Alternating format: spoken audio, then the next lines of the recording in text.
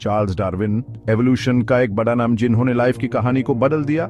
अपनी books on the origin of species और the descent of man में Darwin ने एक नई कॉन्सेप्ट दिया, इवोल्यूशन बाय नेचुरल सिलेक्शन। यह थ्योरी सिंपल सी मगर पावरफुल, ये बताती है कि स्पीशीज फिक्स नहीं होते बल्कि टाइम के साथ चेंज होते रहते हैं। डार्विन के आइडियाज जिन्हें लोगों ने पसंद भी किया और अपोज भी, एक साइंटिफिक रेवोल्यूशन की शुरुआत की जिसमें आज भी हम नेचर को समझ रहे हैं। उनके main points, populations main variations, traits का इनहेरिटेंस और सर्वाइवल के लिए स्ट्रगल, यह सब लाइफ की डाइवर्सिटी और इंटरकनेक्टेडनेस को समझने में हेल्प करते हैं। डार्विन के काम का असर बायोलॉजी के बाहर भी हुआ, जहां लोग ह्यूमैनिटी की जगह कॉस्मोस में क्या है इसके बारे में सोचने लगे। अब ह्यूमंस नेचर से अलग नहीं थे बल्कि लाइफ के बड़े से टपेस्ट्री का हिस्सा थे और सभी ऑर्गेनिजम्स के साथ कॉमन एंसेस्ट्री शेयर करते थे। डार्विन की लेगेसी सिर्फ उनके साइंटिफिक कंट्रीब्यूशंस में ही नहीं है बल्कि हमारे फिलोसॉफिकल और कल्चरल पर्सपेक्टिव्स पर उनके इम्पैक्टमेंट भी है। उनके आइडियाज आज भी डिबेट करते हैं, नई डिस्कवरीज इंस्पायर करते हैं और एवोल्यूशन के बड़े स्कीम माइन हमारी जगह को समझने में मदद करते हैं। 1831 में young Charles Darwin HMS beagle पर एक वॉयज पर निकल, जिससे साइंटिफिक सोच बदल गई। साउथ अमेरिका का एक कोस्ट का सर्वे करने के लिए डार्विन का 5 साल का जर्नी एक एक्स्ट्रॉर्डिनरी एक्सपेडिशन ऑफ डिस्कवरी बन गया।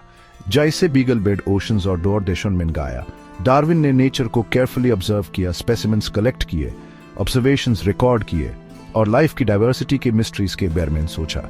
ब्राजील के लश रेन फॉरेस्ट से लेकर गलापागोस आइलैंड्स के अरिड तक डार्विन ने प्लांट्स और एनिमल्स की अजीब वैरायटीज देखी, हर एक अपने एनवायरनमेंट के हिसाब से अडेप्ट।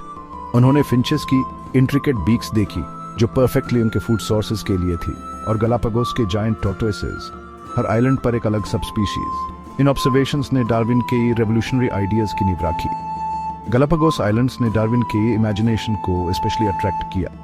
यह आइसोलेटेड आर्चिपेलागो अनयूजुअल क्रीचर्स से भरा एवोल्यूशन स्टडी के लिए एक लिविंग लैबोरेटरी था।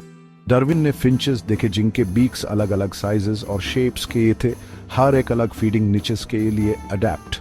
उन्होंने रियलाइज किया कि ये फिंचेस सिमिलर होते हुए भी अलग स्पीशीज थे, शायद एक कॉमन एंसेस्टर से आए थे जिन्होंने आइलैंड्स पर कॉलोनाइज किया था। बीगल के वॉयज ने डार्विन को बहुत सारे एविडेंस दिए जो बाद में उनकी थ्योरी ऑफ एवोल्यूशन का बेस बनी। उनके केयरफुल ऑब्जर्वेशंस, उनकी क्यूरियोसिटी के साथ हिस्ट्री के सबसे बेड साइंटिफिक रेवोल्यूशंस में से एक की नींव रखी। डार्विन के ई थ्योरी के ई सेंटर में है नेचुरल सिलेक्शन का कॉन्सेप्ट, जो लाइफ की रिमार्केबल डाइवर्सिटी के एवोल्यूशन के पीछे ड्राइविंग फोर्स है। यह सिंपल मैकेनिज्म, जिसे अक्सर सर्वाइवल ऑफ द फिटेस्ट कहते हैं, एक्सप्लेन करता है कि स्पीशीज टाइम के साथ कैसे चेंज होते हैं, अपनी एनवायरनमेंट्स के हिसाब से अडेप्ट होते हैं और नए फॉर्म्स में आते हैं। नेचुरल सिलेक्शन पॉपुलेशंस में वेरिएशन के प्रिंसिपल पर काम करता है। एक स्पीशीज के इंडिविजुअल सेम नहीं होते, उनके ट्रेट्स में थोड़े डिफरेंसेस होते हैं। कुछ वेरिएशंस चाहे साइज में, कलर में या बिहेवियर में, सर्वाइवल और रिप्रोडक्शन के स्ट्रगल में एडवांटेज दे सकते हैं। एडवांटेजेस ट्रेट्स वेल इंडिविजुअल्स के सर्वाइव करने, रिप्रोड्यूस करने और अपने बेनिफिशियल कैरेक्टरिस्टिक्स अपने ऑफस्प्रिंग को पास करने के चांसेस ज्यादा होते हैं। जनरेशंस के साथ ये फेवरेबल ट्रेट्स पॉपुलेशन में कॉमन हो जाते हैं, जबकि less advantages traits gradually disappear हो जाते हैं। यह प्रोसेस नेचुरल सिलेक्शन के कांस्टेंट प्रेशर से ड्रिवन स्पीसीज को उनके एनवायरनमेंट्स के हिसाब से अडेप्ट करता है। इमेजिन करो एक फॉरेस्ट में मॉथ्स की पॉपुलेशन है। कुछ मॉथ्स लाइट कलर्ड हैं और कुछ डार्क। अगर ट्रीज पर लाइट कलर्ड लाइट चेन है तो light coloured moths better camouflage होंगे और बर्ड्स से बचेंगे। टाइम के साथ जैसे लाइट कलर्ड मॉथ्स सर्वाइव और रिप्रोड्यूस करेंगे, population gradually light coloured individuals से डोमिनेट हो जाएगी। नेचुरल सिलेक्शन एक कांस्टेंट फोर्स है जो लाइफ को शेप और मोल्ड करता है। ये नए स्पीशीज के एवोल्यूशन, दूसरों के एक्सटिंक्शन और लाइफ की इनक्रेडिबल डाइवर्सिटी के पीछे ड्राइविंग फोर्स है जो हमारे प्लेनेट पर है। डार्विन के थ्योरी ऑफ एवोल्यूशन ने ह्यूमैनिटी की नेचुरल वर्ल्ड में जगह के बारे में प्रिवेलिंग व्यू को तोड़ दिया। अब ह्यूमंस एनिमल किंगडम से अलग नहीं थे, बल्कि सेम एवोल्यूशनरी प्रोसेसेस के प्रोडक्ट्स थे जिन्होंने अर्थ पर सब लाइफ को शेप किया। इस अंडरस्टैंडिंग के सेंटर में है कॉमन एंसेस्ट्री का कॉन्सेप्ट। ये आइडिया की सब लिविंग थिंग्स, ह्यूमंस भी एक ही कॉमन एंसेस्टर शेयर करते हैं डिस्टेंट पास्ट से। ह्यूमन एवोल्यूशन के लिए एविडेंस बहुत है। पैलियोंटोलॉजी, जेनेटिक्स और कंपैरेटिव एनाटॉमी जैसे फील्ड से फॉसिल डिस्कवरीज ने होमिनिड एंसेस्टर्स की एक रिमार्केबल सीरीज अनअर्थ की है जो ह्यूमंस और हमारे एप लाइक प्रेडिसेसर्स के बीच का गैप ब्रिज करते हैं।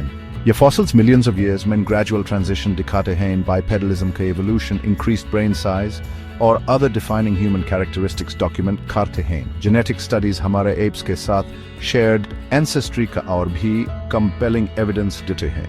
डीएनए एनालिसिस ह्यूमन और चिंपैंजी जीनोम्स के बीच स्ट्राइकिंग सिमिलैरिटी दिखाता है जो क्लोज एवोल्यूशनरी रिलेशनशिप इंडिकेट करता है। असल में ह्यूमंस और चिंपैंजीज अपने डीएनए का अप्रॉक्सिमेटली 98.8% शेयर करते हैं जो हमारे कॉमन एवोल्यूशनरी हेरिटेज का प्रूफ है। कंपैरेटिव एनाटॉमी भी ह्यूमंस और अदर प्राइमेट्स के बीच स्ट्राइकिंग सिमिलैरिटीज दिखाता है। हमारे हैंड्स अपोजेबल थम्स के साथ पावर और प्रिसीजन ग्रिप्स दोनों कर सकते हैं जो हमारे ट्री ड्वेलिंग प्राइमेट्स के साथ शेयर्ड एंसेस्ट्री रिफ्लेक्ट करते हैं। हमारा अपराइट पोस्चर प्राइमेट्स में यूनिक होते हुए भी हमारे एप कजिन्स के स्केलेटन्स के साथ फंडामेंटल सिमिलैरिटी शेयर करता है जो हमारी एवोल्यूशनरी किनशिप हाईलाइट करता है। ह्यूमन एवोल्यूशन का एविडेंस अनडिनाइबल है जो लाइफ के बड़े टेपेस्ट्री में हमारी जगह की क्लियर पिक्चर पेंट करता है। हम नेचर से अलग नहीं हैं बल्कि उसका हिस्सा हैं। अर्थ पर सब लिविंग थिंग्स के साथ एक कॉमन एंसेस्टर शेयर करते हैं।